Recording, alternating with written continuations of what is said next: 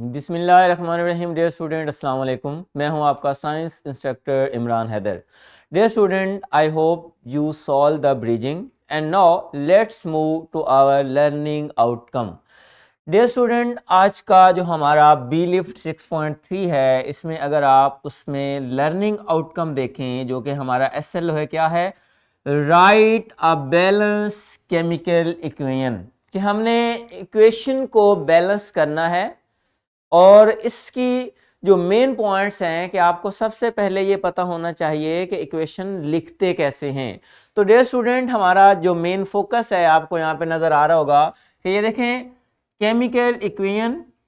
Chemical equation में क्या होता है कि सबसे पहले आपको चंद पॉइंट्स जो कि याद रखने हैं कि what happen two atoms in a chemical reaction. ये आपको पता होना चाहिए कि केमिकल रिएक्शन में एटम के साथ क्या होता है, कैसे उनकी रीअरेंजमेंट होती है।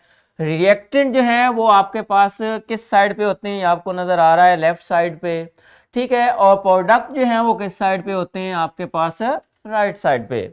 और दूसरी इंपॉर्टेंट चीज कि यहाँ पे आपको ये जो एरो नजर आ रहा है, ये किस चीज को इंडिकेट कर रहा है? डायरेक्शन ऑफ रिएक्शन को। तो डियर स्टूडेंट, इस चीज को हम सिमुलेशन से भी देख लेते हैं कि रिएक्शन जो है उसमें इक्वेशन को कैसे बैलेंस करना है। तो सबसे पहले ही आपको एक सिमुलेशन नजर आ रही होगी जिसमें आपको ये नाइट्रोजन और हाइड्रोजन नजर आ रहे होंगे। या मैं अगर आपके पास कोई और सिमुलेशन या कोई और यहाँ पे रिएक्टेंट और प्रोडक्ट आपको दिखा देता हूँ। यहाँ पे देखें वाटर को कैसे सेपरेट करते हैं। तो ये आपके पास जो लेफ्ट साइड पे जो आपको चीज नजर आ रही है, इन्हें हम बोलते हैं रिएक्टेंट। और ये जो आपको NH3 अमोनिया बन रहा है, इन्हें हम बोलते हैं प्रोडक्ट। अब नेक्स्ट अगर आप जरा पीपीटी पे देखें कि रिएक्टेंट और प्रोडक्ट की हमें समझ आ गई कि जो लेफ्ट साइड पे होते हैं वो रिएक्टेंट होते हैं और जो राइट साइड पे होते हैं वो प्रोडक्ट होते हैं। अब एक लॉ है जिसको हम बोलते हैं लॉ ऑफ डेफिनेट प्रोपोर्शन, कि जब भी कोई इक्वेशन बैलेंस करनी हो तो हमें इस लॉ को सबसे पहले अंडरस्टैंड करना जरूरी है। जैसे कि आपको सिंपल सा एक रिएक्टेंट और प्रोडक्ट वाली इक्वेशन नजर आ रही होगी कि यहाँ पे हाइड्रोजन है, यहाँ पे ऑक्सीजन है, ठीक है, आगे वाटर बन रहा है। तो आया कि इस लॉ की डिफाइन क्या है? ये बहुत इंपॉर्टेंट पॉइंट जो कि आपने याद रखना है वो ये है कि इसमें कंपाउंड जो होते हैं ना, उनके अंदर जो एलिमेंट्स होते हैं ना, वो फिक्स होते हैं। यानी कि आप यहाँ देखेंगे कि जितने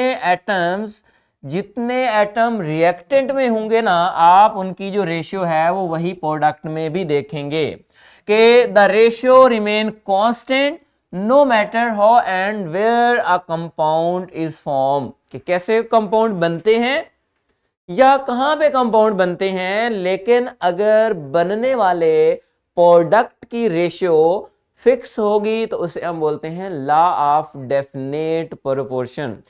सिमुलेशन से इसको जरा समझते हैं कि ये क्या होता है, कैसे हम इसको अंडरस्टैंड करेंगे कि जितने रिएक्टेंट में ये हमारे पास देखें, आपको ये नजर आ रहा होगा यहाँ पे सपोज ये देखें हाइड्रोजन, कितने हाइड्रोजन है डियर स्टूडेंट? 2। ये आपको यहाँ पे नजर आ रहा है ऑक्सीजन, ठीक है। अभी भी आपको यहाँ पे अगर देखें तो इसमें कोई मॉडल कोई प्रोडक्ट नहीं बन रहा। अब यहाँ पे देखें तो ये थोड़ी देर के बाद आपको यहाँ पे नजर आ जाएगा कि किस तरह से ये वाटर बनता है, कि इसमें कितने हाइड्रोजन चाहिए होते हैं, ठीक है, और कितने ऑक्सीजन चाहिए होते हैं। तो यहाँ पे आप जरा प्रोडक्ट जब बनेगा थोड़ा सा वेट करें, ठीक है। जैसे ये प्रोडक्ट बनता है तो उसमें आप देखेंगे, मैं थोड़ा सा और इसमें हाइड्रोजन ऑक्सीजन ऐड कर देता हूँ ताकि ये जो सिमुलेशन है वो जल्दी इसको प्रोडक्ट में कन्वर्ट कर दे जी। ये थोड़ा सा स्लो है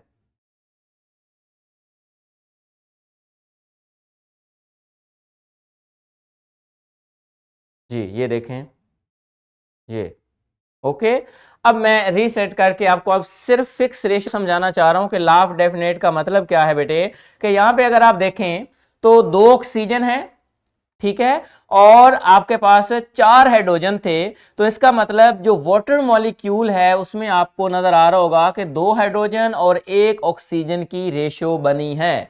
तो इसी को बोलते हैं लॉ ऑफ डेफिनेट प्रोपोर्शन, कि आपने देखा कि रिएक्टेंट में जितने एटम्स थे प्रोडक्ट में भी उतने ही एटम हैं। रिएक्टेंट में जो रेशियो थी प्रोडक्ट में भी रेशियो क्या रही है, सेम रही है। तो अगर किसी इक्वेशन में रिएक्टेंट और प्रोडक्ट की एलिमेंट की रेशियो फिक्स रहती है तो उसे हम कहते हैं लॉ ऑफ डेफिनेट प्रोपोर्शन।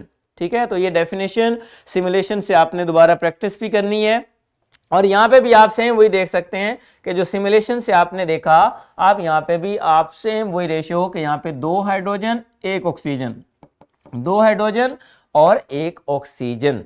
अब आते हैं कि हमारे पास हमें केमिकल रिएक्शन का पता चल चुका है कि उसमें रिएक्टेंट और प्रोडक्ट होते हैं, और जिस वे से केमिकल रिएक्शन को रिप्रेजेंट किया जाता है उसे हम केमिकल इक्वेशन कहते हैं। अब इसको बैलेंस कैसे करना है, बहुत इंपॉर्टेंट पॉइंट है बेटे, इनके स्टेप याद रखने हैं। हम इसको सिमुलेशन से भी देखते हैं, लेकिन थोड़ा सा आप अपनी जरा बुक में देखें तो पहला स्टेप लिखा होता है कि वर्ड इक्वेशन लिखनी है। जैसे आपने अमोनिया बनाना है ना, तो उसके लिए नाइट्रोजन और हाइड्रोजन चाहिए, और ये आपके सामने अमोनिया बन रहा है। अब इसी वर्ड इक्वेशन को आप देखें, इनके फॉर्मूला के फॉर्म में आपको नजर आ रहा होगा हाइड्रोजन और ये NH3, दूसरा स्टेप। तीसरा स्टेप आप यहां पे देखें कि आपने दोनों साइडों से एटम्स काउंट करने हैं। अगर आप रिएक्टेंट में देखें कि रिएक्टेंट में हमारे पास 2, ये देखें आपके पास नाइट्रोजन है और 2 हाइड्रोजन है, लेकिन प्रोडक्ट में आप देखें तो यहां पे आपके पास 1 हाइड्रोजन नाइट्रोजन है और 3 हमारे पास क्या है, हाइड्रोजन है। इसका मतलब ये इक्वेशन बैलेंस नहीं है। अब कैसे इसको बैलेंस करते हैं, अब यहाँ पे अगर देखें कि आपके पास बैलेंस करने के लिए यहाँ पे कोफिशिएंट हम लगाते हैं कि इधर अगर मैं 2 लगा दूं तो अब नाइट्रोजन जो है वो भी आप देखें बैलेंस हो चुकी है, और हाइड्रोजन 6 हो चुके हैं, तो इसको यहाँ पे मैं 3 लगा लूं तो अब आप यहाँ पे फाइनल चेक कर सकते हैं कि नाइट्रोजन कितने हैं आपके पास और हाइड्रोजन कितने हैं। रिएक्टेंट में नाइट्रोजन भी और इसी तरह प्रोडक्ट में नाइट्रोजन और हाइड्रोजन क्या है, इक्वल हो गए हैं। तो इस तरह से यही रूल्स फॉलो करके आपने इक्वेशन को क्या करना है, बैलेंस करना है। सिमुलेशन पे जाएं और सिमुलेशन से हम क्या करेंगे, इसी इक्वेशन को दोबारा जो है वो बैलेंस करेंगे। देखें आपके सामने ये नाइट्रोजन है और आपको ये अमोनिया नजर आ रहा है। अभी आप यहाँ पे नजर आ रहा होगा कि अगर आप इसको यहाँ से ये व्यू देखें तो ये यहाँ पे नाइट्रोजन 2 है, इधर 1 है, तो मैं अब ये देखें नाइट्रोजन आपके पास बैलेंस हो गई। अब यहाँ पे देखें हाइड्रोजन इधर 6 हैं, इधर 2 हैं, तो इसका मतलब इधर भी हमें 6 हाइड्रोजन करने पड़ेंगे। तो ये देखें आपके सामने इक्वेशन बैलेंस हो गई। तो डियर स्टूडेंट, हमने सिमुलेशन को यूज करना है, और आपकी बुक में जो रिमेनिंग 2 एग्जांपल्स हैं जिसमें आपने वाटर और कंबस्टन ऑफ मीथेन है, इसको आपने सिमुलेशन की मदद से क्या करना है, बैलेंस करना है। इसके अलावा एक सिमुलेशन गिज़मोस की है, ठीक है, उसको एक दफा मैं आपके सामने प्ले करके दिखा देता हूं, लेकिन आपने खुद प्रैक्टिस करने के लिए उसको भी जो है वो प्ले करने के बाद ये सेम रूल आपने माइंड में रखते हुए उस इक्वेशन को क्या करना है, बैलेंस करना है। ये देखें, इसको फुल स्क्रीन कीजिएगा। ये देखें आपके सामने सेम वही चीज कि आपको ये नजर आ रहा होगा कि आपने ये हाइड्रोजन है, ऑक्सीजन है, तो इसका मतलब आप इसको बैलेंस करना चाहते हैं। यहाँ पे अगर आपको जी ठीक है, तो इस तरह आप हाइड्रोजन में देखें, उसके बाद यहाँ पे उसके प्रोडक्ट के अंदर देखें, तो अब आप यहाँ पे चेक कर सकते हैं कि इक्वेशन आपके पास बैलेंस है, और before the reaction 4 hydrogen atom है, 2 ऑक्सीजन एटम है, आफ्टर रिएक्शन भी क्या है, आपको सेम नजर आ रहा है। तो डियर स्टूडेंट, ये था हमारा आज का फोकस कि जिसमें हमने ये सीखा कि किस तरह से केमिकल इक्वेशन को बैलेंस करते हैं। ये सिमुलेशन आप प्ले करेंगे, पीपीटी पे जाएं, सिमुलेशन प्ले करेंगे और उसकी मदद से आपकी बुक में जो रिमेनिंग एग्जांपल्स है उसको सॉल्व करने के बाद आप फॉर्मेटिव चेक जो है उसको सॉल्व करेंगे। ओके बेटे, मिलते हैं नेक्स्ट लेक्चर में। अल्लाह हाफिज़।